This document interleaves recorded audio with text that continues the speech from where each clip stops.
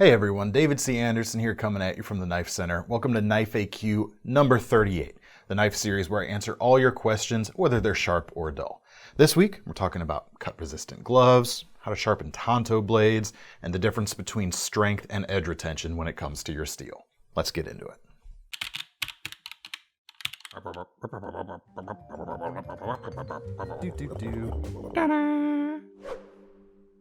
Of course, we've got a bunch more topics to cover than just those as well, because you folks have been asking some really nice questions down in the comments. Thank you guys for those. If you want a chance to have your question featured in a future episode, just leave them down below and we'll comb through and pick out some good ones. Starting this week with Tyler TC. Would you recommend the Benchmade Adamas or the ZT308 for strength and edge retention?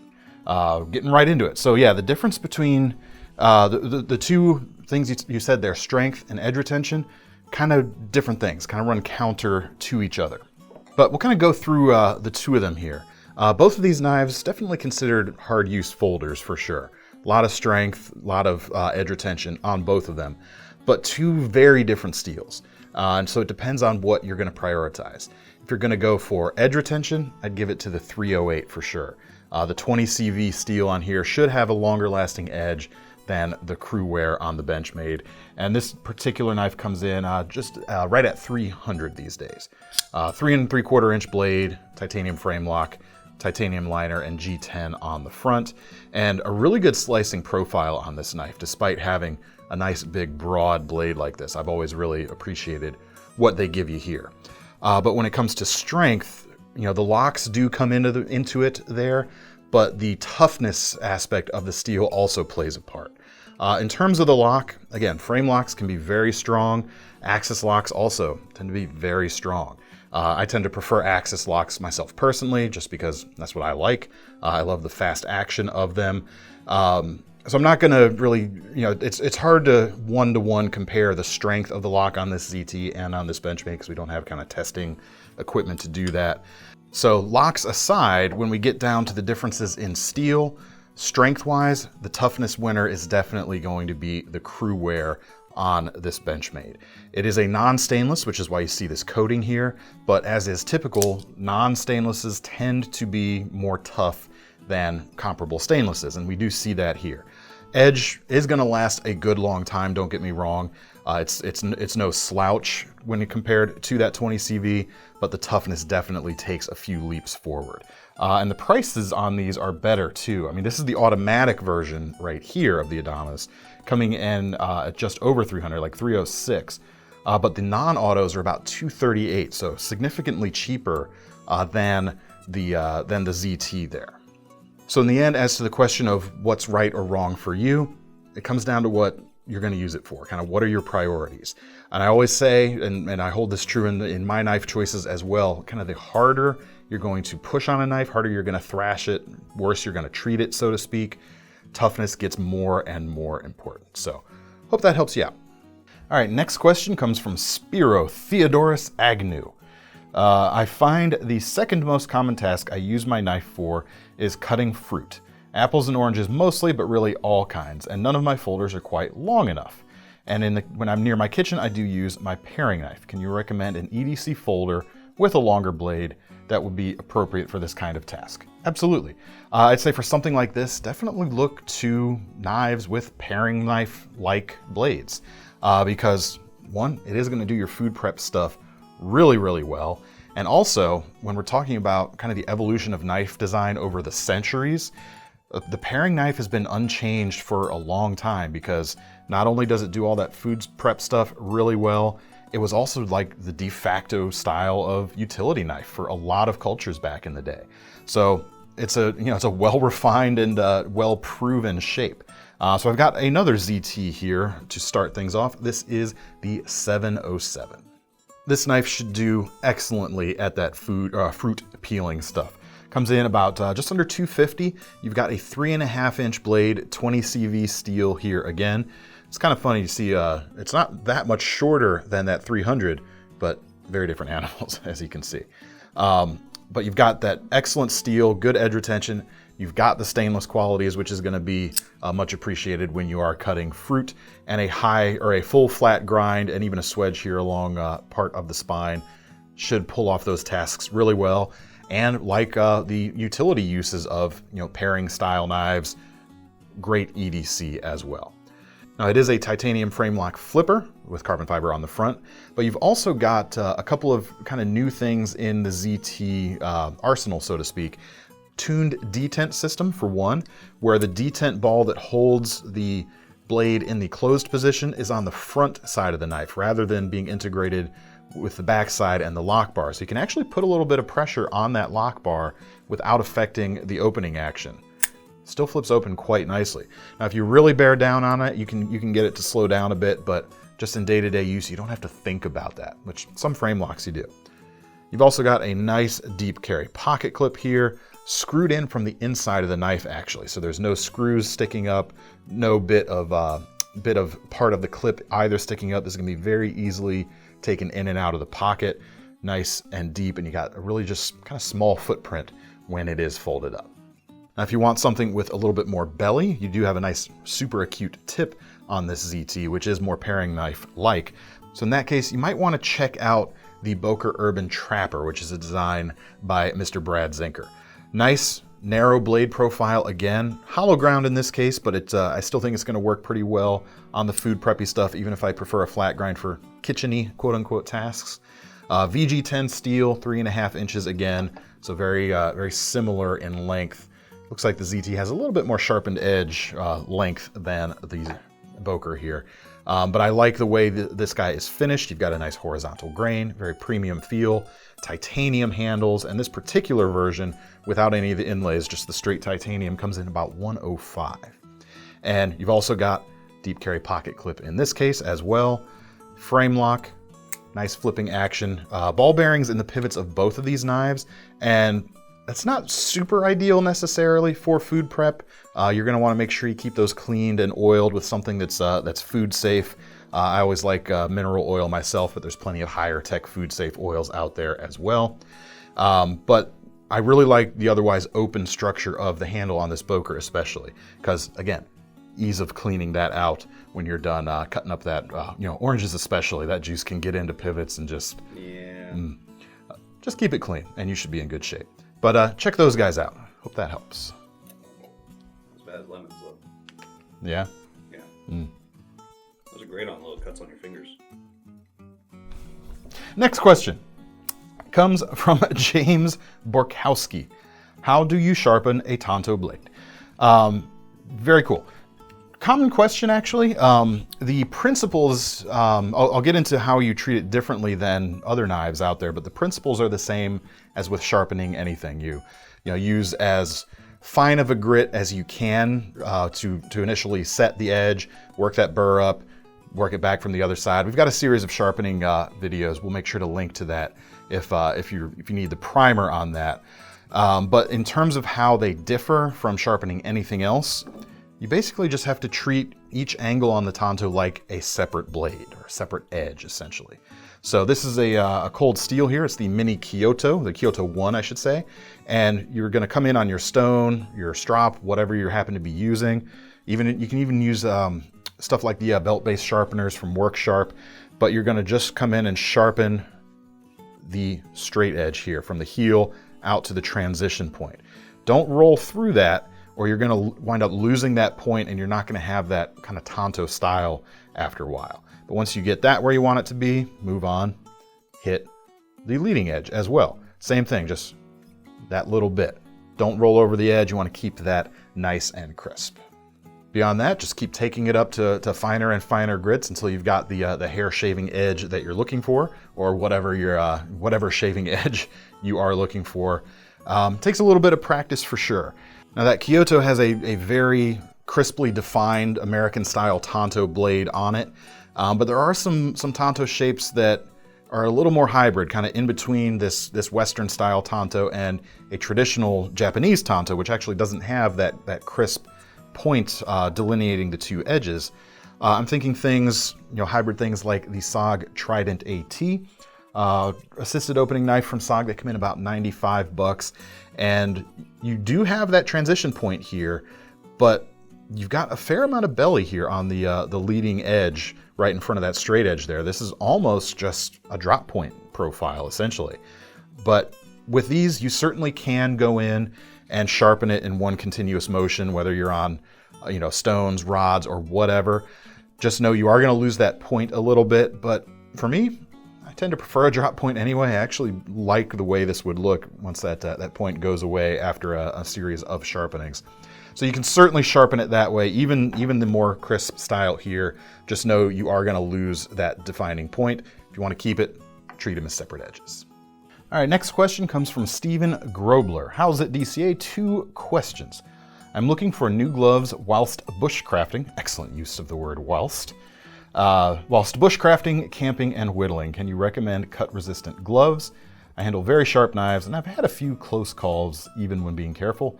And 2, leather versus Kydex sheath. Cool. When I'm out camping personally, doing my outdoor stuff, I tend to wear just a thick pair of leather work gloves. I tend to find they work pretty well. They're not cut resistant, but it is gonna, if you have a close call, it is gonna help a little bit. But in terms of actual kind of like cut resistant gloves that are geared towards more, or could be geared towards more outdoor use, the first thing I usually think of are the food prep type of gloves, but those aren't gonna do really well. They're a little slick when you're gonna be pushing on stuff. You want something a little bit different. So I do have 2 options here that we can take a look at real quick. So I'll start with the black pair here. These are made by Hatch. They are the resistor glove, and they're Kevlar lined. They come in about 36 bucks. And again, not cut proof for sure, but it is gonna help you out a little bit. Not really an outdoorsy pair of gloves. It looks more like a pair of winter gloves or even just a pair of driving gloves, honestly. But this is certainly an option. You've got the leather there on the outside, and leather. Other reason I like leather, apart from the protection it offers when doing some of the harder knife use, also great for all kinds of other uses while at camp, collecting brush or collecting firewood, working through brush, that sort of thing. Lifting a hot pan or hot pot out of a fire, you're gonna get some heat protection from that as well. So I definitely like those. But again, I don't know if this is quite outdoorsy style. You could certainly use it. For something that kind of splits the difference, Cold Steel makes their tactical battle gloves, comes in very similar price, about $37, so just a little bit more. And the palms and the insides of the fingers of these are not cut resistant. It's just a simple leather panel there. So you're gonna get the benefits of the leather there. The outside on the knuckles and the back of the hand do feature these cut resistant panels. They call it, what is it again? Slash resistant to a T5 rating. So you're gonna get some protection there if you're coming in like on when you're carving and it comes back and hits the top of your hand or your knuckles. This might be a good in-between thing for you to take a look at. Interestingly enough, these are large and they fit me better than the extra large on the Hatches. So if you're unsure of your glove size, maybe order a size up on the Hatch. Would you say they would have to order slightly larger than their average? You would definitely want to go slightly larger than your average glove size. You jerk. Well done, Thomas. Good job, good job. Moving on, next question, which is from Levi Sheridan. My 21st birthday is coming up, and I'm looking to acquire my first nice knife. Happy birthday to you, sir. Looking for all metal, less than $300, and made in the US. I go to school in Manhattan, and I'm looking for something that I can carry there. Concealable, less than 4 inches, no automatic or gravity knives, etc. And I currently have my eyes set on the ZT450 in all titanium. There we go. I was wondering if you could convince me that this would be a good first knife that fits my needs, or if you would have any better recommendations. Also wondering if you'd have a recommendation for a super deep carry pocket clip as well. Love your videos. Thank you, sir. And you had a long question. I even edited it down a bit for air here. But I love it. I'll love to get into it. So I have to caveat things here right up front before I get into the answer. I'm not a lawyer. This show is not legal advice. So take everything I'm saying just as advice. Do your own looking into all of these things. I think we're covered. Pretty much. I think that does it.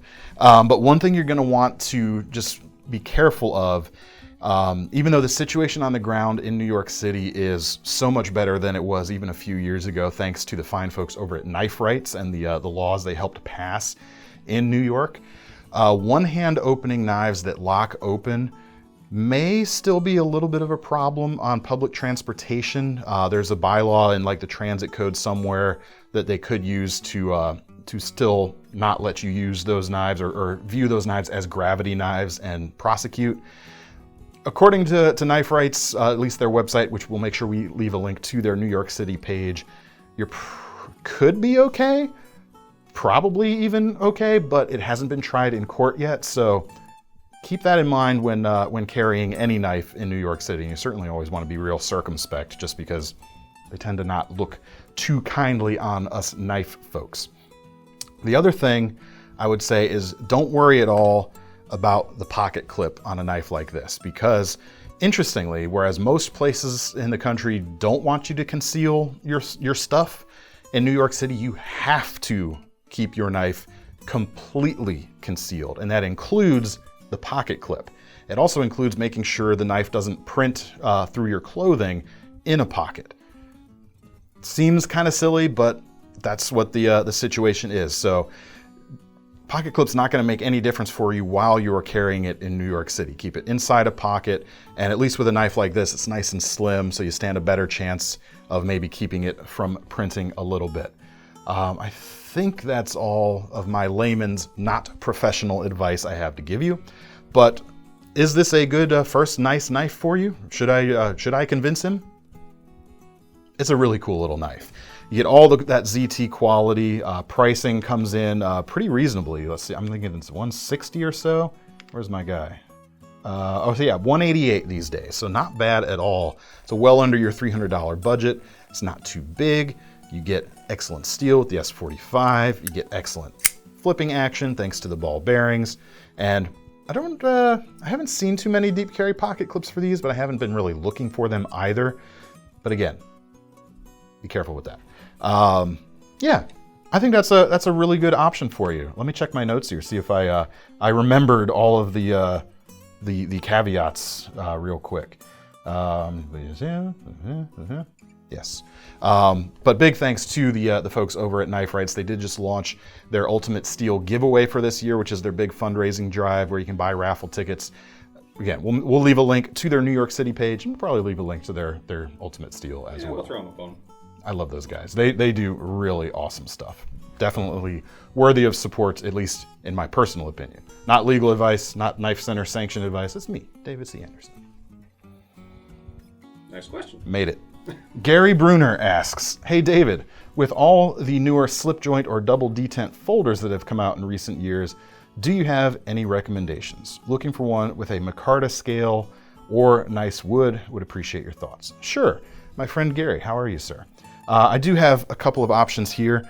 And when it comes to the detent joint style of knives, where I think they really come into their own is when they have some kind of flipping mechanism built in. That's when I think they really stand, like, it feels like there's more of a reason for them than over a traditional slip joint mechanism.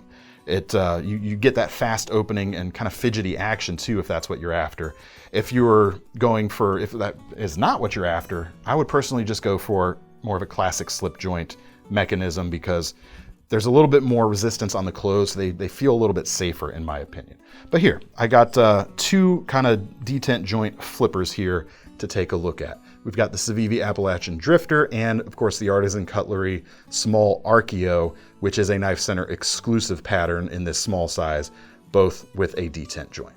So we'll start with that Archeo, coming in price-wise at just under $100 for the VG10 Damascus versions, and about $80 for a couple versions we have right now with an RPM 9 powder metallurgy steel in just a more satin finish.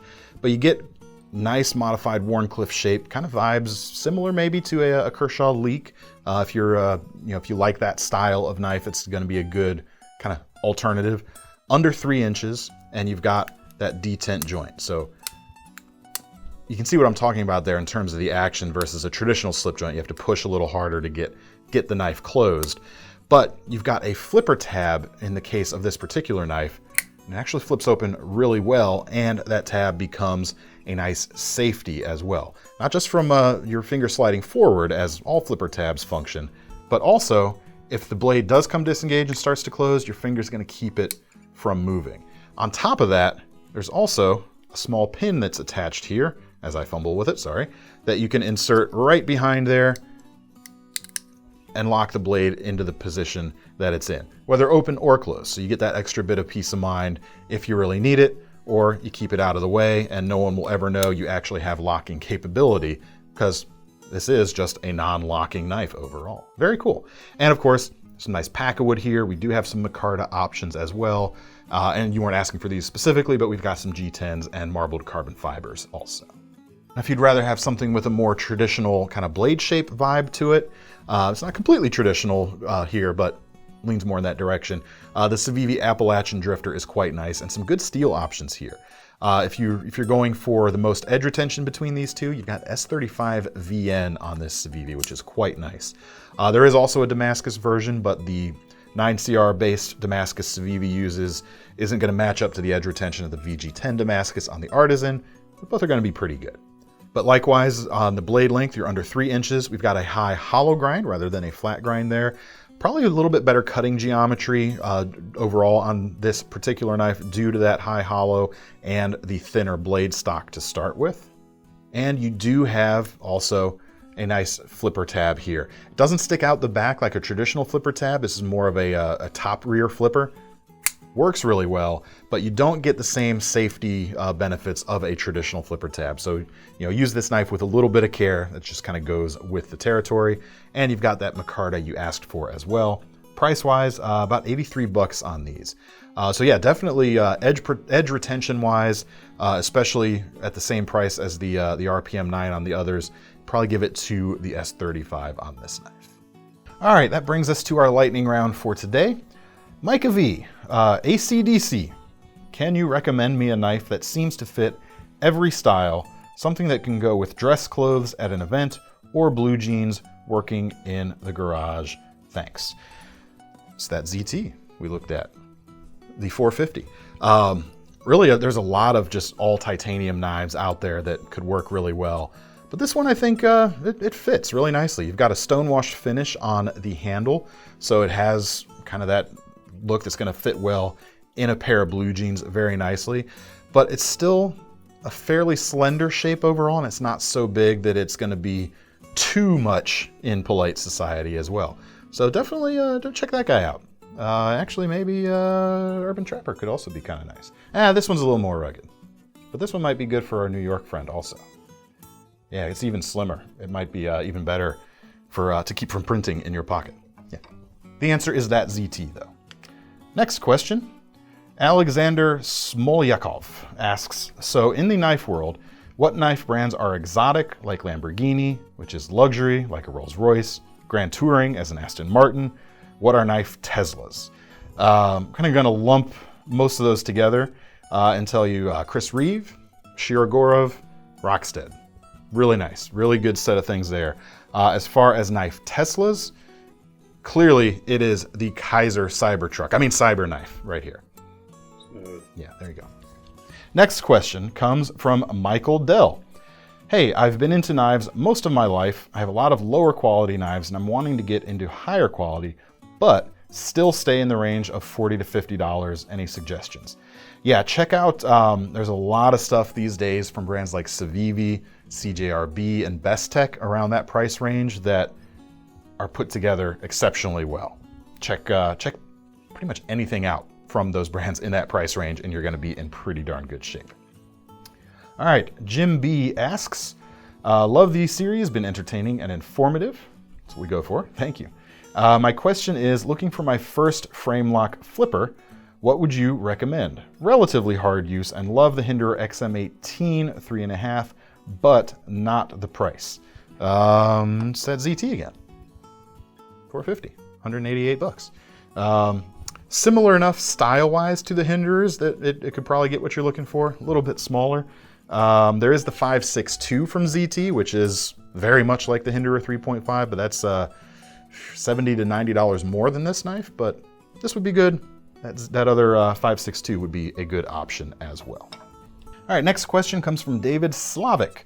Hi David, I really love your videos and knowledge. I need a new knife for gentleman's carry, but for daily hard work also. Extra deep or deep carry pocket clip, flush screws. My EDC nowadays is the Spyderco Sage 1 and it's perfect, but you understand the need to buy something new. Yes. Does he ever? Yes, I do. This episode is not sponsored by ZT, but the 707. Check that guy out. Really, really nice knife. You've got the deep carry going on there. Hard use gentleman's. Maybe the little the 450 is more hard use and gentleman's. This guy certainly can be used quite heavily, but it's maybe more delicate feeling in vibe or in aesthetic. Not sponsored content. There you go. Hopefully they're not getting bored of this. No, hopefully. We'll see what happens. What knife would make the best letter opener, asks Dave Goodridge. I'm almost embarrassed to say it now. ZT707.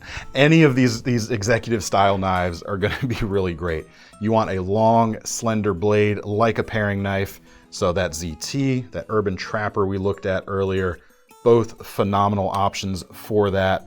And then of course the CRKT CEO on the budget end of the spectrum is kind of like the default answer to your question like that. Get it with thumb studs here or the new flipper version. Take your pick. They're both quite nice. All right, that brings us to the end and our most serious question of the day, which comes from LI. I'm looking for a knife to open my emails. I'm using an axe at the moment, but that turns out to be a bit messy. You can't use your letter opener knife on emails. Obviously not. But you are going to need a longer edge than your typical axe. What you need is the Svord carcass splitter. Very clearly. Most of them don't come with the KnifeCenter logo. This is just our special office treat. About $500. Massive. You are going to make a little bit of a mess though. It's kind of inevitable because remember, the files are in the computer. You got to get to them somehow. Just make sure you defrag the drive afterwards. Something like that.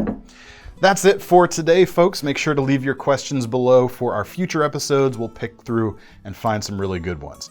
Quick note, next weekend, we won't be here with our normal Knife AQ segment because Blade Show will be happening and we're going to be at the show shooting videos, interviewing companies for their new knives and posting them up for you guys. Going to be really fun. We're really excited to get back on the road. So leave us your questions as well regarding to Blade Show happenings. Maybe we'll have a special Knife AQ Blade Show edition the following week. Good stuff. Anyway, if you want to get your hands on any of these knives here, we'll leave links in the description and make sure you sign up for our Knife Rewards program so you can earn some free money to spend on your next knives. I'm David C. Anderson from the KnifeCenter signing off. See you next time.